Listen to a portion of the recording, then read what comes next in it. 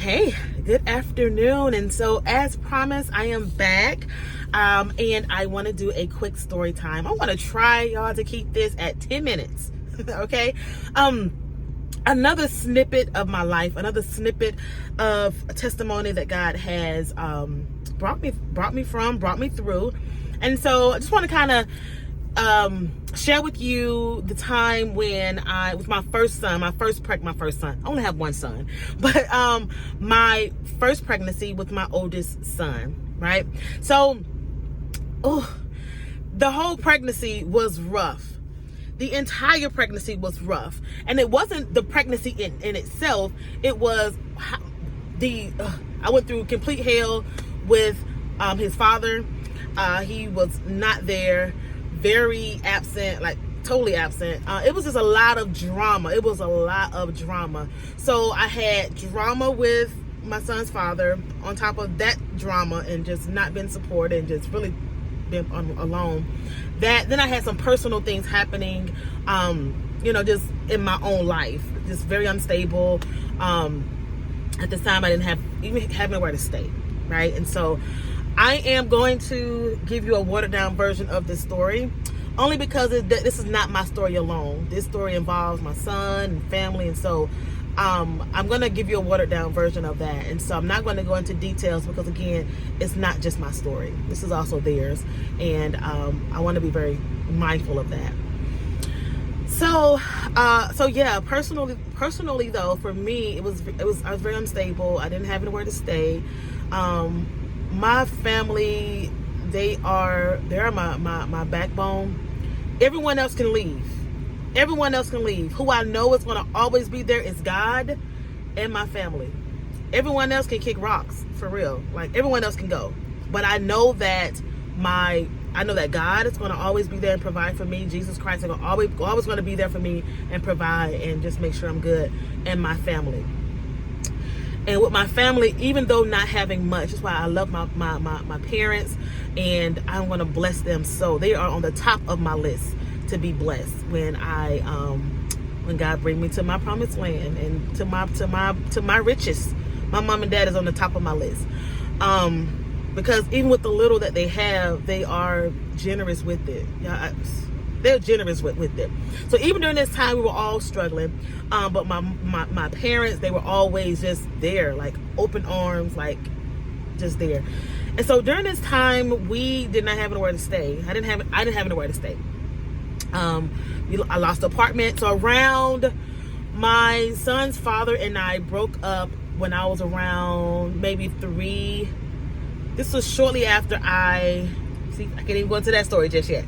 So around 3-4 months, somewhere around that pregnancy, maybe 5 months. Let's give it 5 months.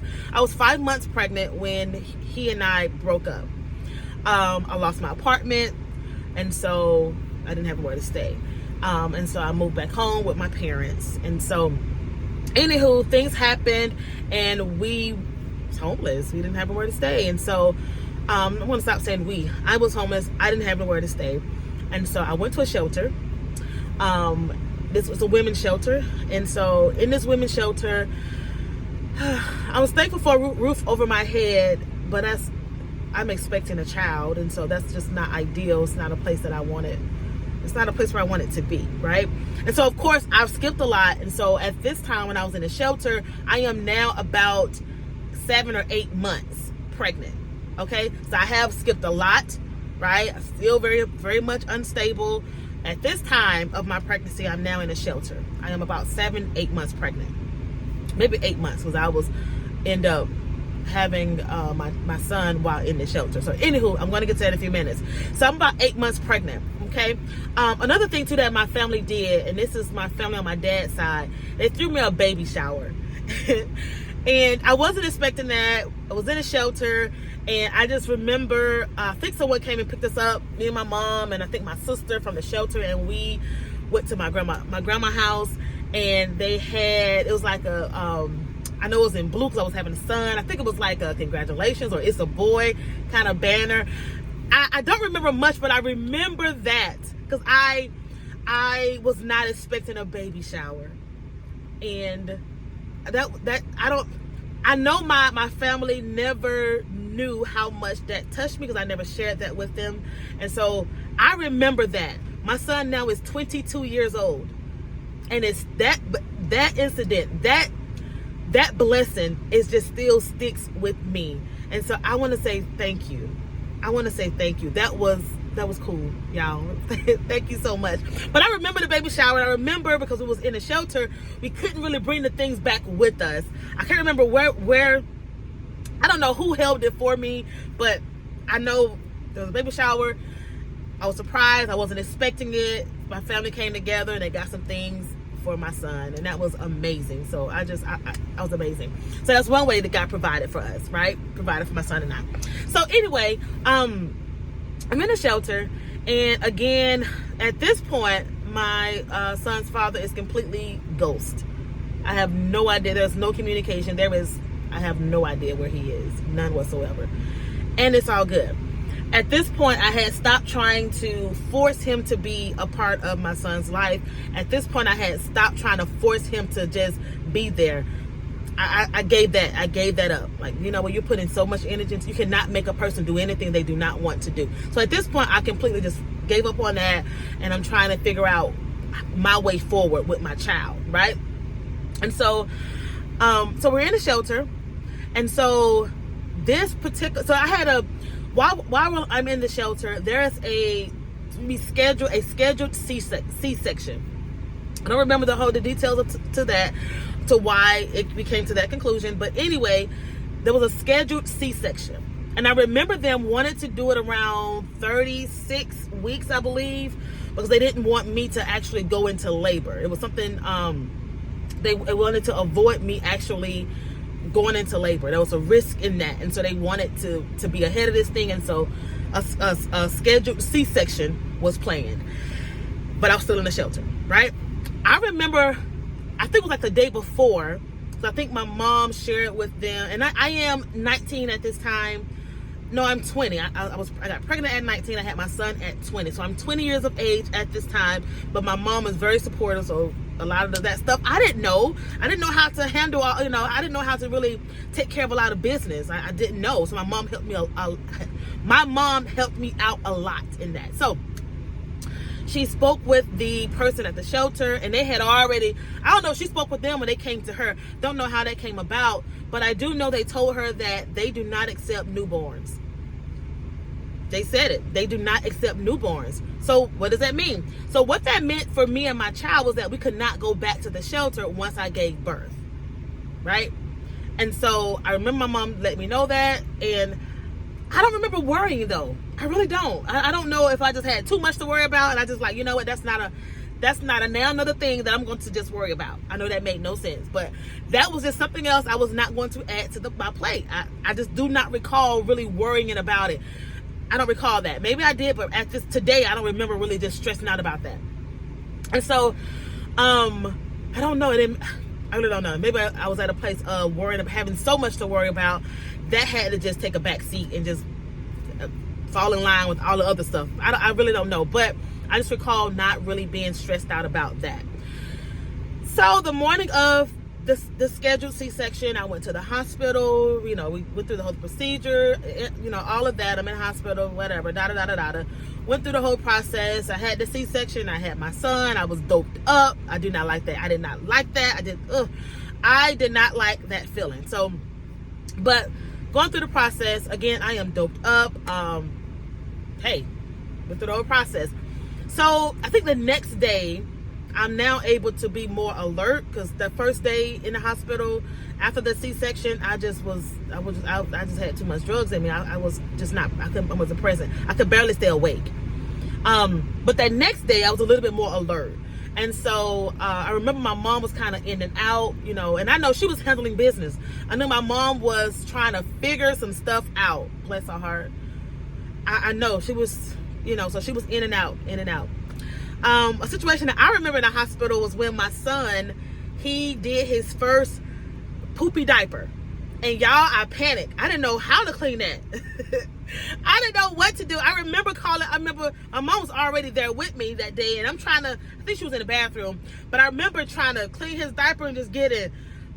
overwhelmed, and I didn't know how to do it. I panicked. I said, Mom, help me. Like, Mom, like calling for her, like, Mom, help me. Right? And so my mom came and she helped, and she was showing me how to clean a diaper and how to be. One of the things I remember my mom always sharing with me is how to be clean, how to be organized when you're changing your child's diaper. Make sure everything you need is right there. The wipes, the pamper, like make sure everything is right there. Right? How, and she was teaching me, she was showing me that. And Mom, I remember that. So anyway, so we're already at 10 minutes, y'all. Anyway, bear with me. So I remember, that incident, my mom helping me with changing my son's diaper. And so, cool. Made it through that. But I'm still in the hospital, still homeless, still don't know where we would be going after they released me from the hospital, because I understood that this hospital stay was very temporary, right? But I still do not recall stressing. I really don't recall stressing.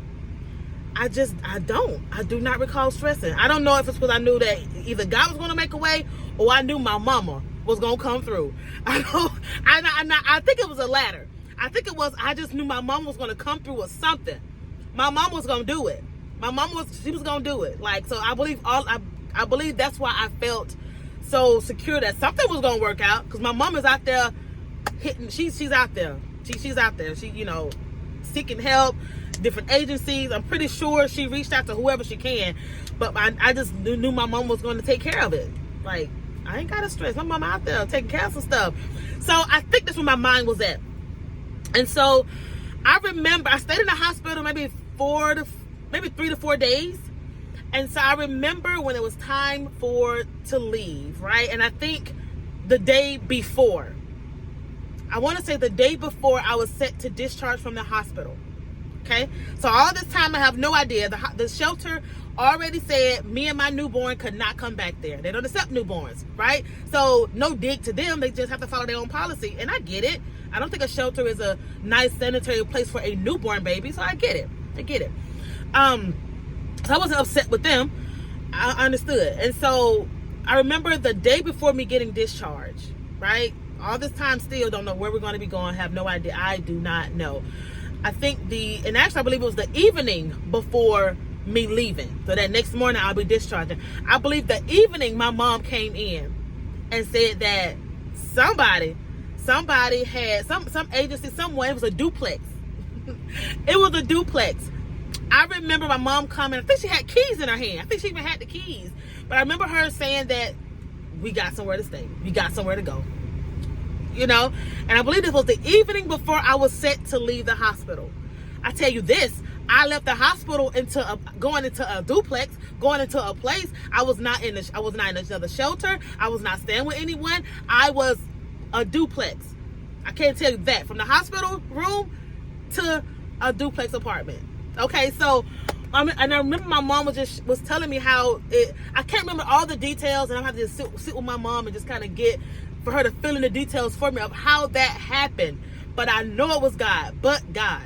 I know there was a favor of God that was put onto, that my mom got connected with the right people. And so that was my blessing. And so we went so when I was discharged, we went to a duplex, right? So thank God, praise God, I had somewhere to go, had somewhere to lay my head. My son had somewhere to be at. So we had no furniture. And I did not care. I did not care at all.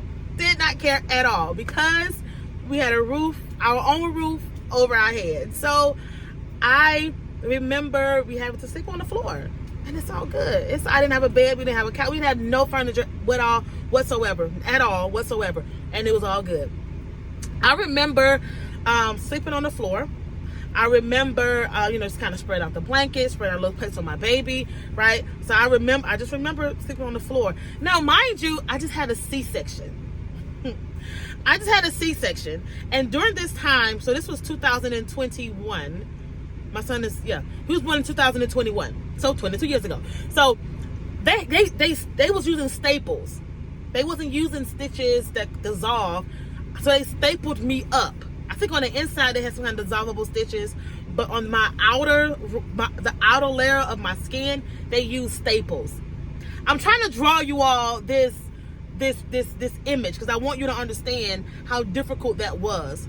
Okay, I was sleeping on the floor. I just had a C-section where they put staples to close up the womb, and I had no comfortable bed. I was sleeping on the floor. If anyone has ever had a C-section, you would know the importance of being certain movements. Certain movements. If you pull too far or stretch too far, or if you had to get down too low, that stuff was very difficult. It was very painful. Yes, and so I had to endure that. But it was all good. It was all good because I have a roof over my head. I know that God is going to be okay. I knew that I was going to get past it. Yes, right now I'm hurting, I'm in pain, I'm uncomfortable, but I know I'm going to get past it. I always knew that this is temporary. I always knew that. And so anyway, I had, I was making do with what we had. And I remember my mom was there. She had to go to work though. She had to go to work. And I remember her saying, that she didn't want to leave me and the baby by ourselves in my condition with the C-section, but she had to go to work. And I get it. I totally understand that. Totally understand. So my mom went on to work, and at this time it's me and it's my son and my stitches. Right? And me, and I remember I now things are starting to set in, and I remember, and I didn't know it was postpartum depression. I didn't know that's what it was called. But I just remember looking at my child and feeling kind of hopeless. I remember because all of the events and all the time leading up to this point, I really couldn't process and think. It was just on to the next, on go. So I was in straight survival mode, on go. Now that I am able to settle a little bit, because now I do have a roof over my head, right? So now I'm at a place where I'm able to settle my thoughts down a little and to process what's happening. And I think that's when those depressive thoughts came and that hopelessness thought came, because before I didn't have time to just kind of dwell on that. I had to just keep it moving. But now things are starting to settle. You've had your child. You have a roof over your head. And so now I am beginning to process the situation. I'm beginning to process it. And the reality of you have a child. You do not have a job. At this time, I didn't have an education. I gave my testimony about GED to master's degree. It was during that time when I was trying to get a GED as well. So I didn't have education, didn't have a high school diploma. And so the only jobs that I qualified for were those that was minimum wage, a lot of, those jobs that really wasn't substantial enough to take care of me and my child. But the reality of, I didn't even have that. And I have this child that now is relying and dependent upon me for his needs. That was a lot. And so to finally process that, I felt hopeless. And I remember thinking, like, what am I going to do? Like, I just remember that hopeless feeling and just felt very depressed. And I stayed in that place for a little bit. And so as the days went on by, right, I jumped back into survival hustle mode. When certain individuals and I'm one of those, it's unfortunate, but you find yourself like, I don't have time to mope. I don't have time to be depressed. I don't have time for this. And you kind of put that in the back burner, right? It's unfortunate that life bring you to that place of, I don't have time to deal with this depression because I gotta work. I have to work. And that's where I was at. Like, I ain't got time for this. I do not. Depressed, okay. I didn't know I was depressed. I just knew I was feeling down and sad. But so I'm sure I labeled it as, I don't have time to be sad. I can't mope. I need to keep it moving. My son is relying on me, and I am not about to be out here extending my energy towards someone that doesn't want to be a part of. No, I decided a long time ago that I'm not going to be that. I'm just not going to be her. nope, I'm not finna chase you down. I'm not finna see who you're with. I'm gonna put all that energy to taking care of my child and myself. So anyway, that's what I did. So anyway, I had, yes, I knew I was sad. I knew I was depressed. I knew that my situation was looking real glim. I was aware of that, but I couldn't focus on being sad and being down. I couldn't focus on that. I put that in the back burner. I focused on getting better. I remember telling myself, because I remember when I would get up, and if anyone has had a C-section, it's hard for you to stand up straight. Okay, but after that, they took the staples out. That made it a lot easier for me to stand up straight. That was a lot of. I think they made a mistake. Like, that made no sense. Staples, and you sent me home like that? That made no sense. But anyway, they did. I went back for my I don't know if it was 2-week, 3-week checkup. I don't know what it was, but it took the staples out. That did bring some relief, because now I'm able to sit up. But I remember this. I remember when specifically after this kind of saying about my child, laying him down. I remember I stood up, and because I was, I guess, sitting down for so long, I felt kind of stiff. And I remember it was just, because of the C-section, I just remember just it being painful.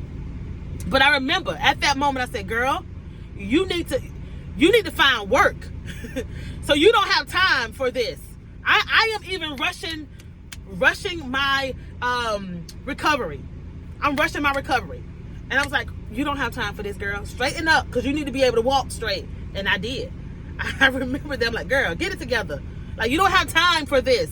So I remember just kind of straightening myself up. And every single time, I was like practicing that. Like, you don't have time. I don't know if it's a mind over matter, or I don't even know if that's a correct saying. But when I tell you, it felt like when I got that thought in my mind, my recovery was really quick. Like, I don't remember dwelling on being in pain for a long time. So I don't know, y'all. I don't know. I think when my mind was like, girl, you don't have time. Hurry up and get better. You got to find a job. And then practicing walking straight and kind of, but anyway, that's besides the point. Just wanted to get on here and share a tidbit of that testimony. That was rough. That was hard. And my son now is 22 years old. I'm 42, right? I love my boy. I love my son. I love my baby so much. I don't care how old he is. He's still my baby. I remember him being young. I remember me feeding him. I remember his first poopy diet. I remember that, right? Those images would never leave my mind. And so when I look at him now at his big age, 22 years old, I still see my baby. And I don't think that will ever change, right? But God is good. God is faithful. He saw us through that. He did not abandon us. He made a way out of no way.